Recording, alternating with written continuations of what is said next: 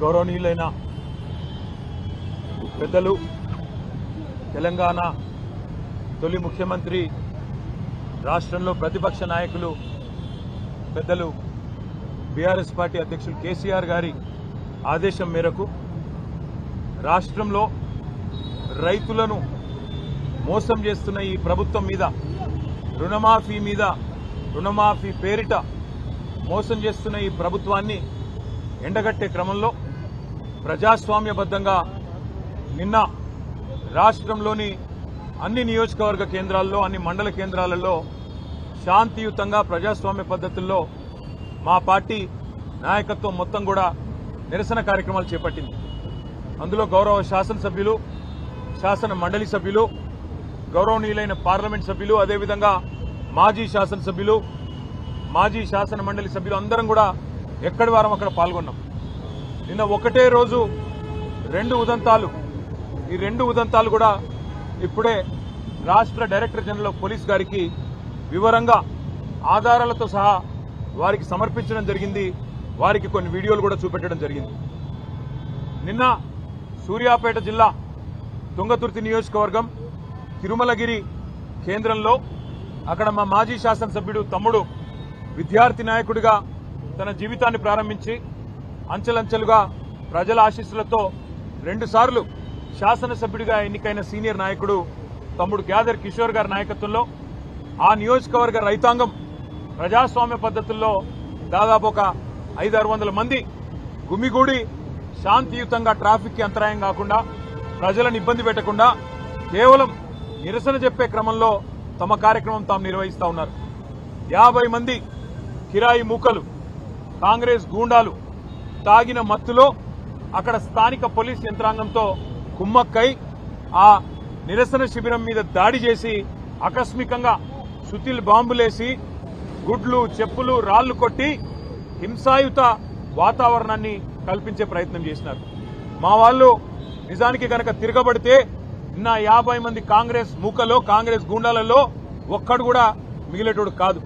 కానీ హింస ప్రజాస్వామ్యంలో హింస సమాధానం కాదు కాబట్టే మా వాళ్ళు గమ్మున ఉన్నారు.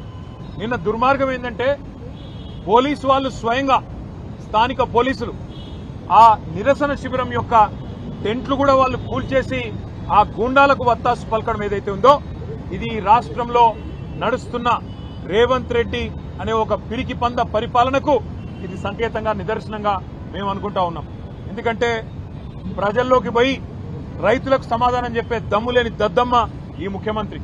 మేము అడిగినాం, చేతనైతే రా, ఏ ఊరికి పోతావో రా, ఏ మండలానికి పోతావో పోదాం, నీ కాన్స్టిట్యున్సీ కొడంగల్ పోదామా, లేదా నీ సొంత ఊరు, నువ్వు పుట్టిన ఊరు కొండారెడ్డిపల్లె పోదామా, వస్తావా అని అడిగినాం. ఎక్కడికి రాలేదు. కానీ ఢిల్లీకి పోయినాడు 20వ సిగ్గు లేకుండా ఢిల్లీకి తొత్తుగా, ఢిల్లీకి గులాముగా ఇలా ఈ ముఖ్యమంత్రి గారు గల్లీలో తిరిగి ప్రజలు అవస్థల్లో ఉంటే క్షేత్రంలో తిరగాల్సిన ముఖ్యమంత్రి, మంత్రులు ఇవాళ అడ్డగోలుగా ఈ రకంగా పోలీసులను అడ్డం పెట్టుకుని, ఈ రకంగా కిరాయి గూండాలను అడ్డం పెట్టుకుని ప్రజలను భయభ్రాంతులకు గురి చేసి గొంతు నొక్కాలనే ప్రయత్నం చేస్తా ఉన్నారు. నిన్నటికి నిన్న ముఖ్యమంత్రి గారి సొంత ఊరు కొండారెడ్డిపల్లిలో 2 మహిళా జర్నలిస్టులు ఏమడిగినారు? పోయి వాళ్ళు ముఖ్యమంత్రిని బూతులు తిట్టినరా, ముఖ్యమంత్రి లాగులో తొండలిసి పెడతామని చెప్పినరా, ముఖ్యమంత్రిని చెట్టు కట్టేసి కొడతామన్నారా, ముఖ్యమంత్రి గుడ్లు వీకి గోటీలు ఆడతామన్నారా? ఏమన్నారు? ఏం తప్పుడు మాటలు మాట్లాడినారు? వాళ్ళు పోయి కేవలం ముఖ్యమంత్రి సొంత ఊళ్ళో రుణమాఫీ అయిందా లేదా అని రైతులను అడుగుతుంటే అక్కడ కాంగ్రెస్ చిల్లరగాళ్లు, కాంగ్రెస్ కిరాయి గూండాలు 2 మహిళా జర్నలిస్టుల మీద దాడి చేయడమే కాకుండా వారిని కొండారెడ్డిపల్లె నుండి, అచ్చంపేట నియోజకవర్గం నుండి కల్వకుర్తి నియోజకవర్గం వెల్దండ పోలీస్ స్టేషన్ దాకా వాళ్లను కార్లేసుకొని సినిమాల్లో చూపెట్టినట్టు వాళ్ళను వెంబడించి, బెదిరించి, వాళ్ళ మీద పడి రక్కినంత పనిచేసి నికృష్టంగా ఈ ముఖ్యమంత్రి నికృష్ట మనస్తత్వానికి ఒక నిదర్శనంగా కాంగ్రెస్ నాయకులు, కాంగ్రెస్ కార్యకర్తల తీరు ఉందని చెప్పక తప్పడం లేదు. ఇవాళ నేను అడుగుతా ఉన్నా, ఏం తప్పు చేసినారా 2 ఆడబిడ్డలు? వాళ్ళిద్దరికీ ఇవాళ ముఖ్యమంత్రి గారికి క్షమాపణ చెప్పాలా? నీ సొంత ఊర్లో, నీ సొంత ఇంటి ముందు 2 తెలంగాణ ఆడబిడ్డల్ని, విజయారెడ్డిని, ఆవుల సరితా యాదవ్ ని, 2 అవమానించింది నీ పార్టీ. ఎందుకు అవమానించింది?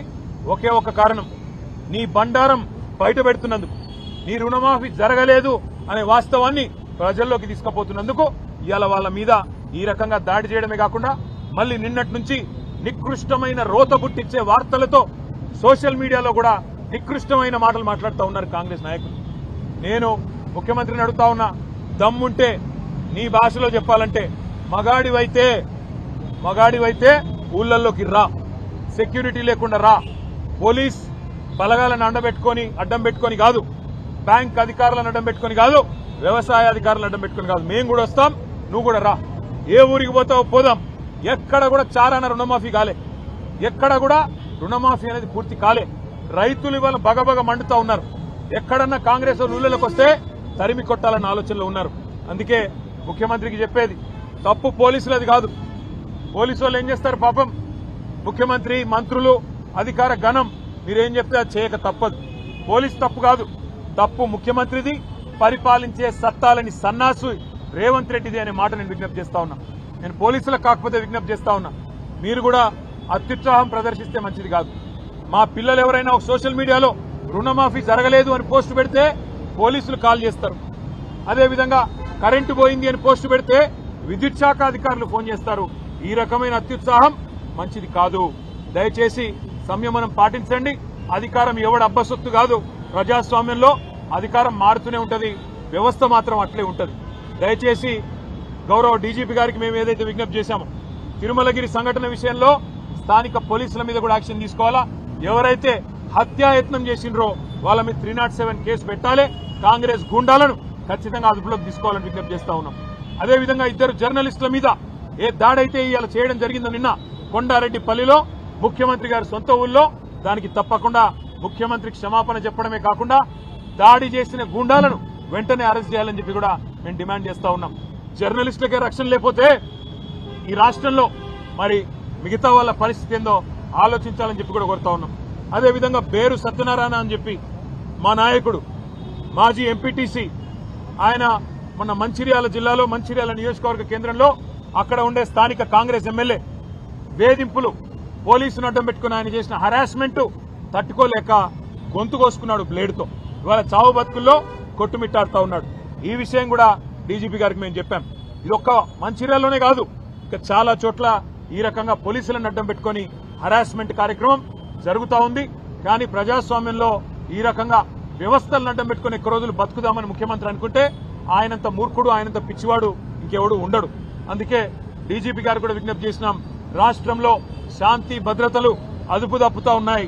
హైదరాబాద్ లో కూడా ఇవాళ పూర్తి స్థాయిలో మీరు చూస్తా ఉన్నారు పేపర్లు, 30 రోజుల్లో 28 మర్డర్లు అని. ఈ నగరానికి ఏమైంది అని చివరికి ముఖ్యమంత్రి గారికి అప్పుడో ఇప్పుడో ప్రభుత్వానికి వెన్నుదన్నుగా నిలిచే పత్రికలే వార్తలు రాసే పరిస్థితి కూడా వచ్చింది. అందుకే ఇవన్నిటి కూడా డీజీపీ గారు దృష్టిలో పెట్టుకోవాలని, వెంటనే మేము ఏ విషయాలైతే ఇప్పుడు వారి దృష్టికి తీసుకొచ్చామో వీటి మీద స్పందించాలని కోరినాం. డీజీపీ గారు అన్ని కూడా పరిశీలిస్తా అని చెప్పారు. మాకు పోలీస్ యంత్రాంగం మీద, వారి మీద సానుభూతి ఉంది. వారికి కూడా నేను చేసే విజ్ఞప్తి ఒకటే, అధికారం ఎవరికీ శాశ్వతం కాదు. ఇవాళ రేవంత్ రెడ్డి మిమ్మల్ని అడ్డం పెట్టుకుని రాజకీయం చేసి పబ్బం గడుపుకోవాలనుకుంటా ఉన్నాడు. మిమ్మల్ని అడ్డం పెట్టుకుని మిమ్మల్ని బదనాం చేసి ఇవాళ తానేదో 4 రోజులు పదవిని కాపాడుకోవాలనుకుంటా ఉన్నాడు. ఇది మంచిది కాదు. వ్యవస్థలకి ఈ రకంగా అండగా నిలబడ్డమనే మాట కూడా చెబుతూ, సోషల్ మీడియాలో కూడా మా తమ్ముళ్ల మీద కేసులు కానీ ఇంకోటి కానీ జరిగితే తప్పకుండా మేము కూడా అంతే స్థాయిలో స్పందిస్తాం. భవిష్యత్తులో ఇదే రకమైన ఒరవడి కనుక కొనసాగితే మాకు కూడా తప్పదు, చర్యకు ప్రతి చర్య కూడా తప్పదు అనే మాట కూడా డీజీపీ గారికి చెప్పాం. అప్పుడు మమ్మల్ని నిందించవద్దని కూడా చెప్పాం. 10 ఏళ్లు శాంతియుతంగా రాష్ట్రాన్ని నడిపిన వాళ్ళం మేము, రాష్ట్రాన్ని 14 ఏళ్లు కొట్లాడి తెచ్చిన వాళ్ళం మేము. ఈ రాష్ట్రం యొక్క బ్రాండ్ ఇమేజ్ దెబ్బతినొద్దు, హైదరాబాద్ బ్రాండ్ ఇమేజ్ దెబ్బతినవద్దు అనే ఆరాటంతోనే సంయమనంగా ఉన్నాం. నిన్న కావాలంటే మా తమ్ముడు ఒక కనుసైగ చేస్తే యాదర్ కిషోర్ గారు 500 మంది ఆ 50 మందిని పొట్టు కొట్టేటోళ్ళు. కానీ మేము శాంతియుతంగా నిరసన చెప్పాలనుకున్నాం, రైతుల పక్షాన ఉండాలనుకున్నాం, మేము నిలబడ్డాం శాంతియుతంగా. కానీ మా సహనాన్ని, మా మంచితనాన్ని, తెలంగాణ మీద మాకున్న ప్రేమను చాతగాంతనంగా, మా అసమర్థతగా, మా ఓపికను పరీక్షిస్తే మాత్రం చర్యకు ప్రతి చర్య కూడా తప్పదు. అప్పుడు మమ్మల్ని నిందించవద్దని చెప్పి కూడా డీజీపీ గారికి, ఈ ప్రభుత్వానికి చెప్తా ఉన్నాం. మళ్ళొకసారి పాత్రికేయ మిత్రులకు కూడా ధన్యవాదాలు తెలియజేస్తా ఉన్నాం. నిన్న జరిగిన ఈ సంఘటనలన్నిటి కూడా రాష్ట్ర ప్రజల దృష్టికి తీసుకొచ్చినందుకు తప్పకుండా మీ బాధ్యత మీరు సక్రమంగా నిర్వర్తించినందుకు మా ఎలక్ట్రానిక్ మరియు ప్రింట్ మీడియా సోదరులకు కూడా హృదయపూర్వకంగా మా ధన్యవాదాలు. నమస్కారం. Thank you. డీజీపీ గారికి అది కూడా చెప్పాం. ఇవాళ కొంతమంది పోలీసులు మంత్రుల బర్త్డే కార్యక్రమాల్లో పరవశించిపోతా ఉన్నారు, కేకులు కోస్తున్నారు, డాన్సులు చేస్తున్నారు, స్పీచ్లు ఇస్తున్నారు. వాళ్ళ మీద కూడా చర్య తీసుకోండి. ఇట్లా ఒక డీఎస్పీ గారు ఉంటే కింద సిఐ గారు, ఎస్ఐ గారు, కానిస్టేబుల్కి ఏం సంకేతం పోతుందండి అని చెప్పి కూడా డీజీపీ గారికి అని చెప్పాము. ఆ విషయంలో డీజీపీ గారు కూడా అన్నారు, అవును కొన్ని చోట్ల ఇటు జరుగుతున్నాయి, నేను కూడా చూస్తా ఉన్నాను, తప్పకుండా వారి మీద కూడా చర్య తీసుకుంటాం, ఇప్పటికే షోకాజ్ ఇచ్చామని కూడా వారు కూడా చెప్పడం జరిగింది. Thank you. తప్పకుండా వెళ్తాం. ఎందుకు వెళ్ళండి?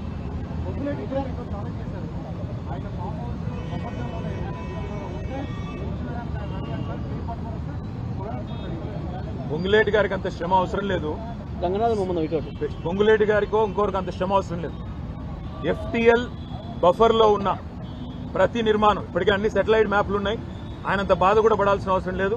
ఎలా చెరువులు పూడ్చి కట్టారో అవన్నీ కూడా సెటిలైట్ ఇమేజెస్ ఉన్నాయి, చూసుకోండి. రంగనాథ్ గారితో మాట్లాడుకోమనండి, ఎక్కడెక్కడ FTLలో బఫర్లో ఉన్నాయో వాటిని కొట్టడం ప్రారంభించండి. పొంగులేటి శ్రీనివాసరెడ్డి గారు, వివేక్ గారు, P6 వివేక్ గారు, అదేవిధంగా KVP రామచంద్రరావు గారు, మధు యాష్కి గారు, పట్నం మహేందర్ రెడ్డి గారు, ఇంకా కేవలం గుత్తా సుఖేందర్ రెడ్డి గారు, వీళ్ళందరి ముందు నేలమట్టం చేసి ఆ తర్వాత సామాన్య ప్రజల మీద పడాలని చెప్పి ప్రభుత్వానికి నా విజ్ఞప్తి. Thank you.